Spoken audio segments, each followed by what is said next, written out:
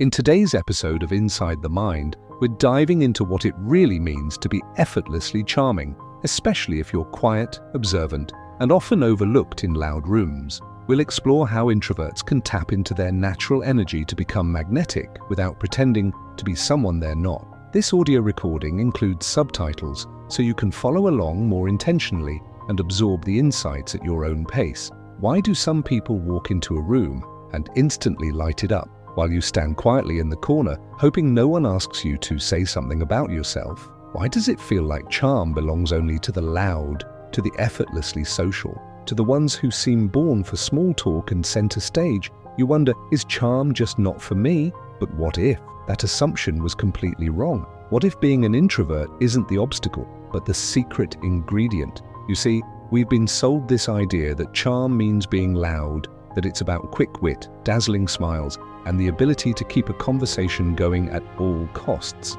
But that's only one kind of charm, and honestly, it's the most common kind, the most expected. But you offer something rarer, the kind of presence that doesn't fill the room, it centers it, the kind of charm that whispers instead of shouts, and is somehow louder for it. But before we get to that, let's talk about what's getting in the way. You've probably felt it before, that internal pressure to perform, to say the right thing, to make eye contact that doesn't feel like a stare down, to not be too quiet or too weird or too intense. So you either force yourself to fake extroversion and go home exhausted, or you retreat completely and feel invisible. Both leave you drained, both leave you wondering, what's wrong with me? But let's be clear, nothing is wrong with you. You're just navigating a world that wasn't designed for your wiring. And that wiring, it's not a flaw, it's a feature. Here's the truth. Charm isn't about being the loudest voice in the room. It's about being the most present. And introverts, you are wired for depth. You notice what others miss.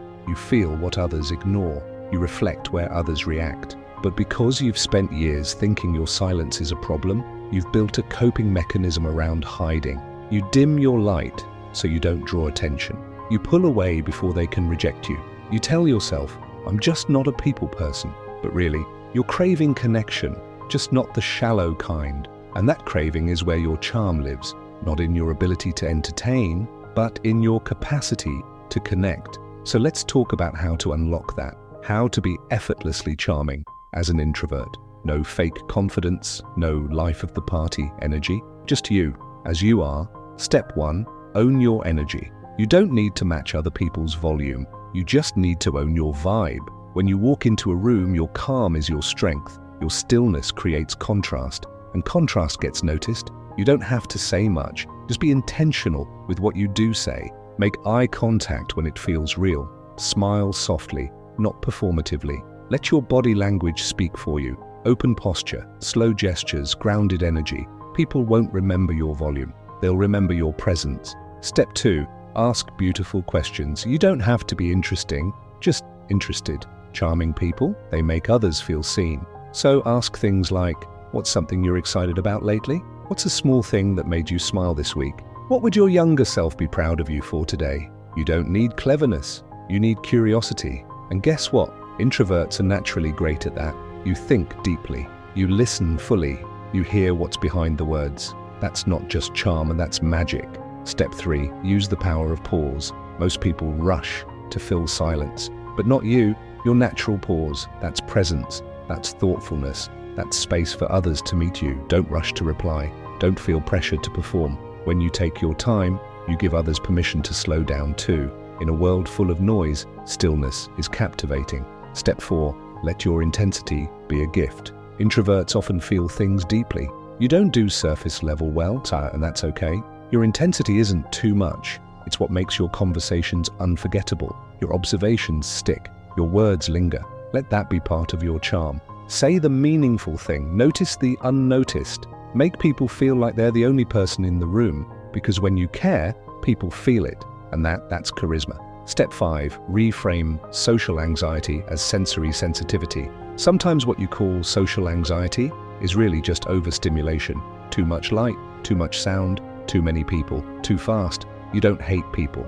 You just process them differently. So give yourself permission to leave early, take breaks, hang back, choose one-on-one over crowds. You don't need to conquer the whole room. Just connect deeply with one person at a time.